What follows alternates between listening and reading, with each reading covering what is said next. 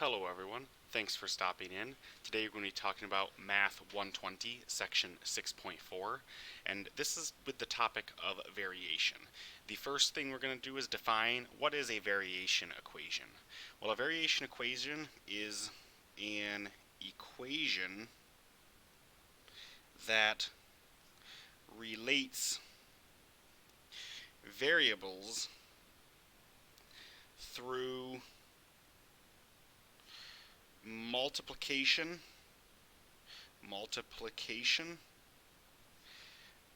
and or division. These equations do not have addition or subtraction. It's an equation that relates variables through multiplication and or division. There is not a addition or subtraction component. There's four kinds of variation, and we're going to talk about all four. The first is direct. The second is inverse. The third is joint. And the fourth is combined. And as we'll see, each of these has their own uses. The first is direct variation. And in direct variation, values increase or decrease together. If one value goes up, so does the other one. If one value goes down, so does the other one. They follow the same pattern. If one goes up, the other goes up. If one goes down, the other goes down. And the equation for direct variation is y equals kx. Y and x are your variables. K is what is called the constant of proportionality.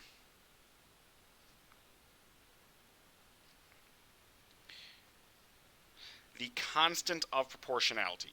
So I might have y equals 7x. 7 would be the constant of proportionality.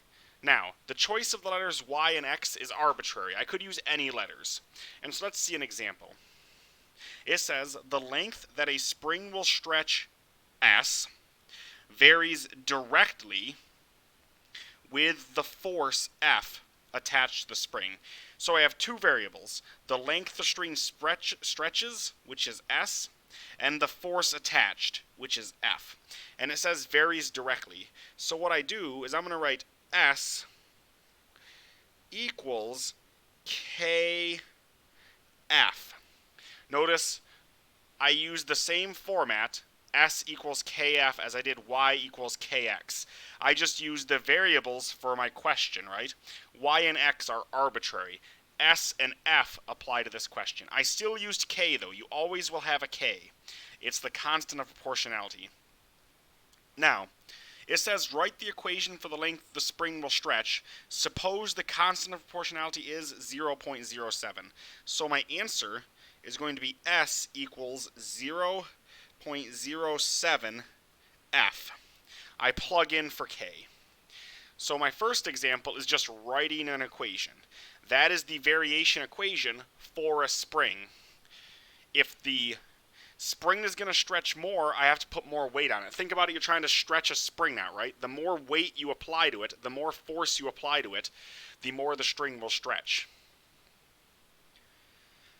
Now, let's look at our second example. The recommended dosage D of an antibiotic drug, vancomycin, is directly proportional, varies directly, there's a direct variation, right, to a person's weight. Part A, write the variation equation. Well, let's take a look. Part A, write the variation equation. D equals KW. My variables of choice are D and W, and remember, there's always a K when we do direct variation. So I wrote the variation equation. Now, part B. Determine the recommended dosage in milligrams for Jace, who weighs 128 pounds. So my patient has a weight of 128. The question told me that, right? Weighs 128. Here we will assume the constant of proportionality is 18. So I'm also assuming K is 18. So that means my dosage is equal to 18 times 128. So, to get my dosage, I just need to use my calculator, right? 18 times 128 gives me 2304. So the dosage is 2,304 milligrams. Notice it says milligrams. Milligrams is abbreviated mg, right? Milligrams. You could write out milligrams if you wanted to. So here, we wrote the equation, then we plugged in some values we knew. Now, let's look at a third example. Let's take a look at our third example. Suppose W varies directly with the square of Y. So W, direct variation, the square of Y. So I need to be careful because W is going to be equal K, but it's not just Y. It's Y squared. I need to take the square of Y. I need to do Y squared, the square of Y, because the question tells me that is how they vary directly. Notice sometimes we might get some more interesting parts of the equation. Maybe there'll be squares or square roots within the problem. Now let's take a look here. If W is 60 when Y is 20, well, let's plug those in. W is 60 equals K, Y is 20. Find the constant of proportionality. Ah, good. I didn't know what K was, but that's what the question wants me to find, right? It wants me to find the constant of proportionality. It wants me to find the K. I gotta take care of this exponent portion first. So let's simplify all that up. 20 squared is 400. 20 times 20. And I'm going to put it in front of the K. Remember, K times 400 would be the same as 400 times K, right? We just usually like to write the number in front of our variable. It would mean the same thing. You could have written 60 equals K times 400 as well, right? This just looks a little better. Multiplication either order, right? Now, to get K alone, I need to divide by 400. So I'll divide by 400. And since this is an application problem, I'm going to use a decimal. 60 divided by 400 gives me 0.15. And there are no units on K. It's a constant. It doesn't have units. So 0.15. So for 60 divided by 40, because it's an application, because variation is an application type problem, I can use decimals as I want. So I can round if I needed to. I can look at the values like that. So that was our third example. Let's look at our fourth example. The area A of a picture projected on a movie screen varies directly as the square of the distance D from the projector to the screen. So it gives me some information, right? Varies directly. A and the square of D. So I need to make sure I'm getting all the key words, right? A is the first variable. It's the area. It varies directly as the square of the distance D. So my variation equation, let's write that down right now before we even read any of the rest. A equals KD squared. The square. I need to square. Now, it says if a projector at a distance of 25 feet projects a picture with an area of 100 feet, it tells me that when distance equals 25, that corresponds to an A equals 100. And then it says, so we got that part, right? We used the 25 and the 100. What is the area? So I'm looking for an area when the distance is 40. So I know this relationship. I know 25 is related to 100. I don't know how 40 relates to the new value of A. Now, K is a constant. K will be the same for this relationship and this. The same K will be used for both. It'll be the same number. It's always the same for the equation. That's why it's called the constant of proportionality. K will be the same number for this equation. If I calculate K using these two values, that same K will work in this other part. So let's use these values first. We have 100 equals K, D is 25 squared. Well, 100 equals 25 times 25, right? 25 squared, 625. 625K. To get K by itself, I divide by 625. Divide by 625. 100 divided by 625, 100 divided by 625, tells me K is 0.16. K equals 0.16, right? Once I divide, I get K is 0.16. So that tells me I use the same K in this other half. Because I'm going to reuse this same equation, I don't know A this time. I know K is 0.16, and I know the new distance is 40, and that's still squared. So I'm using the same equation and K to plug in a different distance. Now, A is equal to, I got to do the exponent first, right? You got to do squared first. 40 times 40, 40 times 40, it'll be 1600. Yep, 1600. And then 0.16 times 1600. Well, let's see, times 0.16. It should give me maybe 25.6. Let's check. 256. I was off by a factor of 10. My mistake. 256. Now I need to think about the area. How is the area measured? It looks like area was measured in square feet, right? Area was measured in square feet. It's an area, right? It makes sense that it's square feet. So we can write square feet next to it for our units. So our answer, the area of the projected picture when the distance is 40 feet is 256 feet squared.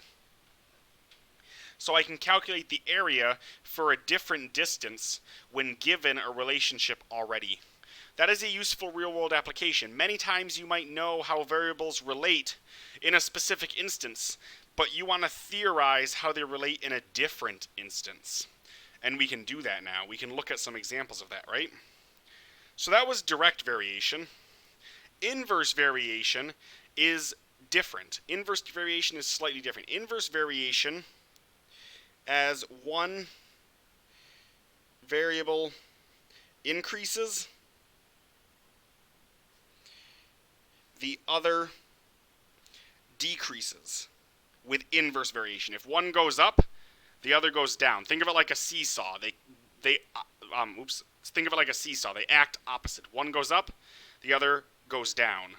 They're going to be opposite. They're going to increase and decrease in opposite directions. That'll be true here as well. We can write vice versa. Because if one variable decreases, the other increases. They go in opposite directions. The equation for inverse variation is y equals k over x. Notice there's a k again. K is still the constant of proportionality. All of these problems will have a k. Now let's take a look here. The first sentence here says, suppose y varies inversely as x. Well, before I even look at the second part, I'm going to write y equals k over x. I know that's true because that's what this tells me. Now, let's look at the second part. It says if y equals 9 when x equals 12, so y equals 9 corresponds to x equals 12. So y equals 9 corresponds to x equals 12. Determine y, so I don't know y, when it corresponds with x equals 4. So determine y when x equals 4. So I'm given a relationship between y and x, and I want to determine another one. Just like above, we need to find k first. So let's plug in, y is 9, k is unknown, and x is 12. Now, you always want to think in terms of opposites when working with equations, right? I want to get k by itself. Currently it says k divided by 12. Well, the opposite of dividing by 12 would be multiplying by 12, right? But remember, if you do it to one side of the equation, you need to do the same thing to the other. You got to multiply both sides by 12, right? Because it'll cancel over here, and I'll have 9 times 12 here, which I believe is 108. Maybe we want to double check, right? 9 times 12, always good to be sure, equals k. So I have the k now. So now that I have the k, I found k, right? I can now apply it to my new situation. I don't know why. I know k is 108, and I know x is 4. So y equals, I just have to divide 108 by 4. Should give me 27. It does. 27. There were no units, so I'll leave my answer empty. Now I should think about this. This became 27. Let's look. Y increased while x decreased when I went from one relation to the other. That is inverse. Notice it increased as the other decreased. Here, D increased and A also increased, right? D increased and A increased. So we can check that direct or inverse variation makes sense by looking at, did our numbers follow the appropriate pattern for that type of variation? So notice we always set up the equation first, and there's always a k, right? Let's look at another one. A nice real-world example. It says, the loudness L of a stereo speaker measured in decibels varies inversely. So I have the loudness, and it says it varies inversely as the square of the distance d of the listener from the speaker. All right. Right away, I already know I have variation, right? I see the word varies inversely. I'm going to, before I even read the rest of it, I'm going to write the variation equation immediately. I'm going to do that first because I already see it's happening. L, and I know it varies inversely. There's always a k, right? There'll be a k on top. The square of the distance. So I'll have d squared right here. So I wrote the equation. Notice I haven't even read the second sentence yet. I haven't even read the second sentence. Let's see. If the loudness is 20 decibels when the listener is 6 feet. All right. Well, so loudness equals 20 when distance equals 6. Determine the equation that expresses the relationship between the loudness and the distance. So I have everything I need to know except k. If I want to write the equation, I need to figure out k. So my answer, I'm going to write it over here already. It's going to be L, and over here it's going to be d squared. The only thing I need is to figure out what number k is, and I'm going to circle it. I'll be done as soon as I figure out k. So let's plug in. 20 equals, I don't know k, over 6 squared. Now, I need to clean up this denominator first. I need to clean up that 6 squared before I can do anything else. So I'm going to get 20 equals k over 6 times 6 is 36. Now that I've sorted out the denominator, now I can work with getting rid of it. Notice the opposite of dividing by 36 would be multiplying by 36, right? But if I multiply by 36 here, I've got to multiply by 36 on the left, right? That's the golden rule of equations. So I'm going to get k equals 20 times 36. I believe it's 720, but let's just double check. Indeed, it was 720.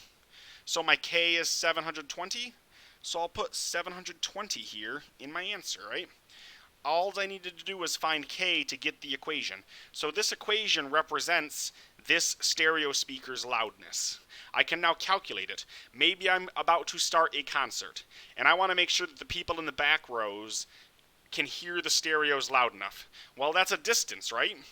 I can measure how far from my speakers to the back row, and then I can determine how loud it is. If I want it to be a certain volume, maybe I want it to be 50 decibels in the back row. I can check that. But I can also use this, maybe once I have the back row distance, I want to make sure the front row isn't too deafening. Same equation. I would put the distance for the front row in, and I could calculate its loudness. We have the equation for our stereo speaker. Now, our next version of variation is our first version of variation that is going to combine more than one variable into the other side. So, in joint variation is when something varies as a product of two or more other variables. A variable's value is determined by two other variables. And a great example of this, that's a real world example, is your weekly pay. There's two variables that play into that. Your hourly pay rate and how many hours you work, right? Those are two values that can vary, right? You might have a different pay rate than somebody else and you might work a different number of hours. Those two combinations determine your paycheck, right? It is determined by two other variables. So joint variation is determined by two other variables. The format would be something like y equals k, maybe x, and then maybe z, right? So we've got a k again. There's always a k. And we've got two variables here, x and z. And they determine the value of y. Notice if x goes up, y goes up. If z goes up, y goes up. If y goes up, either x or z must go up. It's kind of like double direct variation.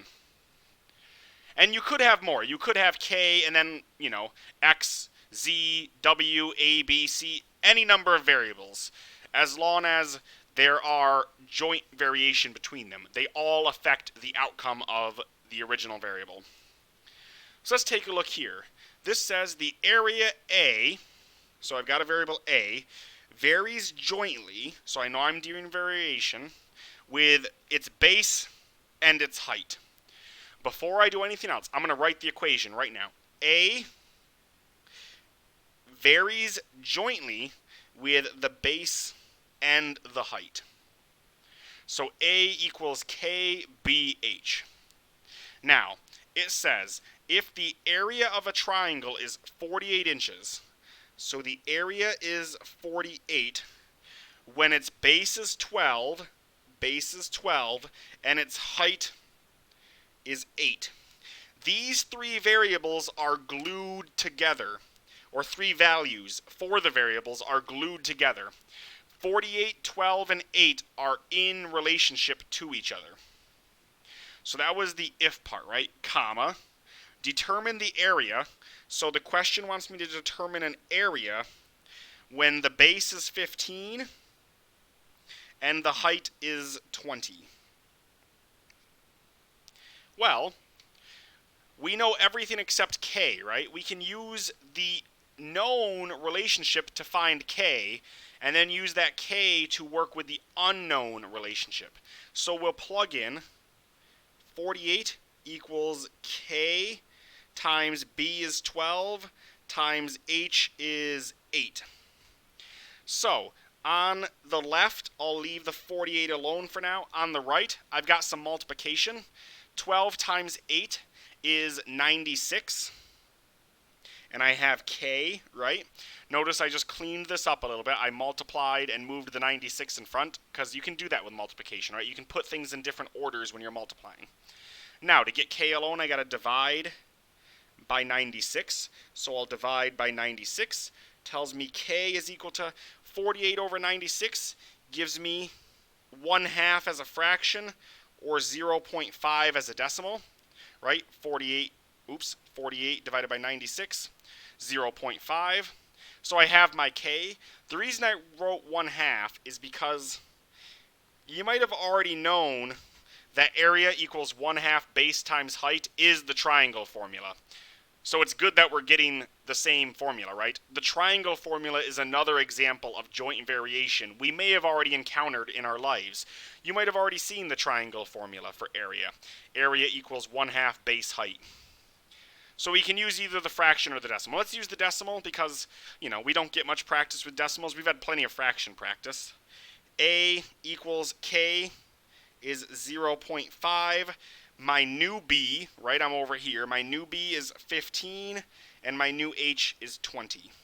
right? I can use the k I calculated to find the answer I'm looking for, the area. Well, area equals, I've got to multiply. So let's take our calculator. 0.5 times 15 times 20 gives me 150. Now I need to be careful. I need the answer. It's an area, right? An area is inches squared. Inches squared for area, right? So I've got my units, so I'll circle it up. Good. So that was an example of joint variation. Joint variation. We calculated an area. Now, let's summarize real quick. We have direct, inverse, and joint. So this one is y equals kx. This one is y equals k over x.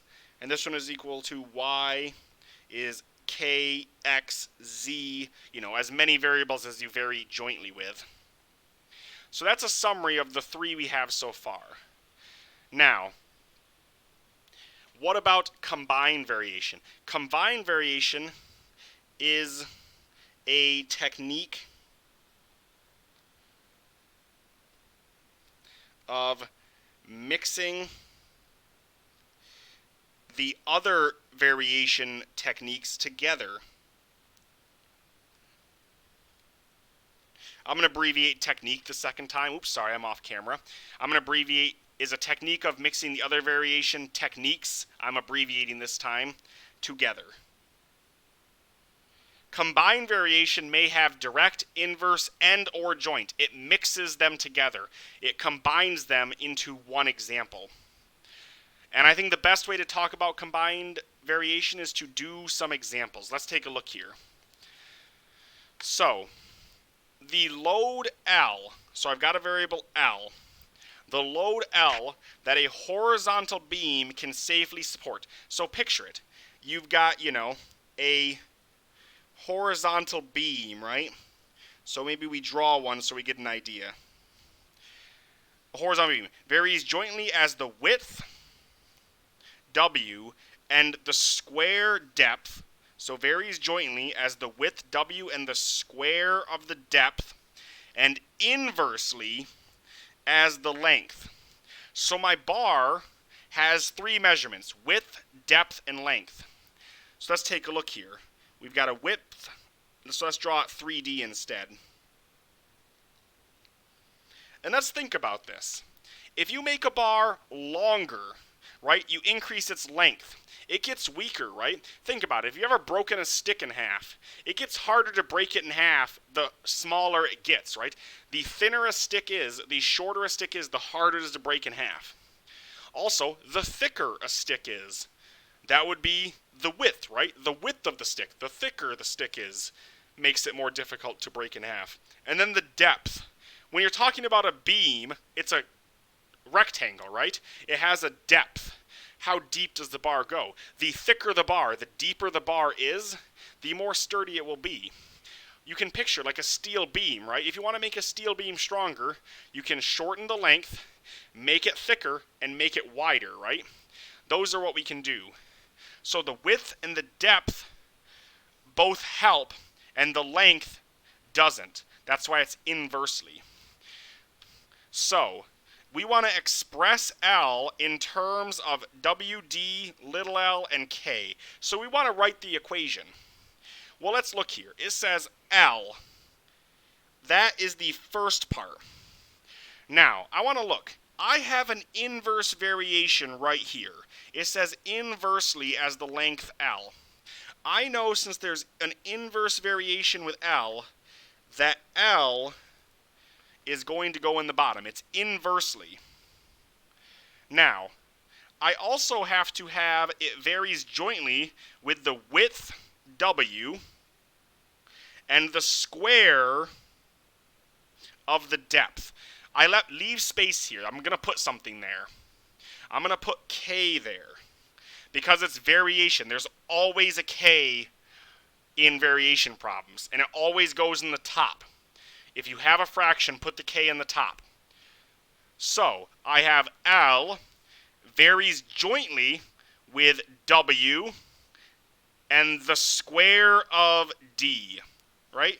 L varies jointly with W and the square of D, and inversely with L. Notice the inversely part went in the bottom, but the jointly portion went in the top, right?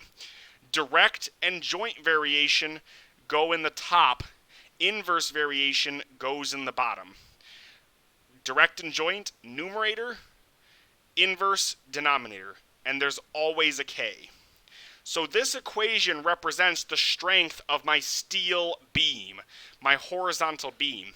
That's really useful information in the construction field, right? If you're building a skyscraper, it's super important that your beams can support the structure. You need to know the load. You need to know how much weight it can carry before it breaks. What's the load? We need to know that, right? We can calculate things like that. So that was an example of just finding the equation. Let's look at another application. The owners of Henrietta Hots determined their weekly sales of hot dogs, S, varied directly with their advertising budget and inversely with their hot dog price. And then we've got a period. So let's pause there and write what we have. The owners of Henrietta Hots determined weekly sales, S, vary directly with A and inversely with P. So, that's the first part. So I'm probably going to want to write that equation, but let's keep reading before we write anything. This question looks like it's got multiple parts, right? It's got an A and a B. When their advertising budget is $600, so I've got advertising is $600, and price is $150. They sell 5,600 hot dogs. All right. So that was sales of hot dogs, advertising. All right. Write a variation equation expressing S in terms of A and P, and make sure you include the value of the constant of proportionality. So for part A, I need to write the variation equation, and I need to calculate K. Well, S varies directly with A and inversely with P. Since there's an inversely with P, I'm going to put P in the denominator. Now, it's directly with A, so A will go on the top, but I need to make sure I don't forget the value of K. Don't forget the value of K. Now, I have some values to plug in. I know that the advertising budget was $600. So 600 was A. I also know the price was $1.50. So 150.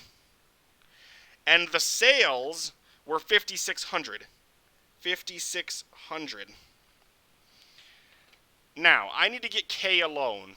K times 600 divided by 1.50. There's a few different ways to do this. I could multiply both sides by 1.5 to clear that out, or I can do this division also. I'm going to divide these values. Since it's all multiplication and division, I can divide the constants, right? I can divide those constants. So I'm going to get 5,600 equals 600 divided by 1.5 is 400. So this would be 400K. I cleaned up the division of the values here, right? I cleaned up the division, and I left the K alone. Now I'm ready to move things around. I've cleaned up my right side, right? I worked with the right side. Now I can divide both sides by that 400. Divide by 400 gives me K equals, let's see, 5,600 divided by 400. Oops, 5,600 divided by 400 is going to give me 14. 14. So my answer for part A is S equals 14A over P. This is my variation equation. K is 14, right? And A over P is the portion with the variables. Directly with A, inversely with P. Now, part B. I haven't even read part B yet, right? Part B is separate, right? Part B. Determine the sales if the advertising is $800 and hot dogs cost $1.75. So I want to determine sales equals 14 doesn't change, advertising is $800, and sales are $175. Or sorry, price. Price is 175. We're looking for sales, right? Well, sales is equal to, well, let's take a look. We got 14 times 800 divided by 1.75 equals 6,400. When I compute those numbers. 6,400 what? What are we selling? What are we selling? Hot dogs. So we should probably tell us 6,400 hot dogs.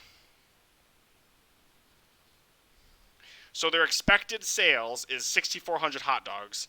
If the question asked how much money are they going to make, well, if they sell 6,400 hot dogs, right? 6,400 hot dogs, how can I find how much money they make? I can multiply it by 175, right? Times 1.75 equals, they'd make 11,200 on the hot dogs, but they spent 800 on advertising, right? So I can still look at their finances if I want to, right? I can calculate how much the hot dogs sold for and subtract the budget if I need to. I could have a part C, right? I could do more with this question. There's more information to explore, but it didn't ask about any of that, right? So let's take one last look at number 3. This will be our last problem for this section. It says A varies jointly as B and C and inversely as the square of D. I'm going to stop right there. I'm going to write this equation. It looks like it's going to give me values next, so I'm going to write this equation. A varies jointly with B and C and inversely with the square of D. The jointly portion for B and C tells me they're in the top. The inversely portion tells me D's in the bottom. I can't forget the square, though. And I can't forget my K. There's always a K. Always a K. And then it tells me some stuff. It tells me A is 1, B is 9, C is 5, and D is 6. Those 4 values relate. And then let's use our blue pen. It also says find A when B is 8, C is 12, and D is 5. So I underline things a little bit differently. Maybe I can make this a little bigger so you can see it better. There we go. So I've got the red underlined portions are related. I will use these 4 to find K, right? Because it gives me each value. So I'll plug in 1 equals K, B is 9, C is 5, and D is 6.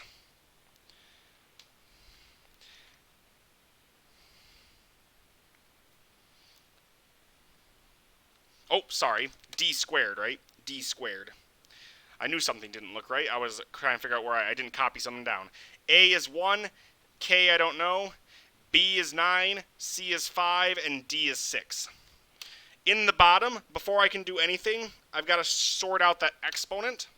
And in the top, I can multiply, right? So I can do 1 equals 9 times 5 is 45K over 6 squared is 36. This one, these don't divide nicely, do they? I can't do the same thing I did here. 45 divided by 36 doesn't give me a nice whole number. So I'm going to multiply both sides by 36 to get rid of that 36. Because, you know, that's one way to solve it, right? I can multiply both sides by the same value. 36 times 1 gives me 36 equals 45K. Now I can divide both sides by 45. 36 divided by 45, what is going to be 0.8? 0.8, yes. 0.8 equals K. So now I know what K is. Now I have found K. So, for my second portion, to find A, well, K is 0.8, B is 8, C is 12, and D, which we need to remember is squared, is 5. Now, right away, I'm going to have to figure out this exponent, right? This is going to be 25, right?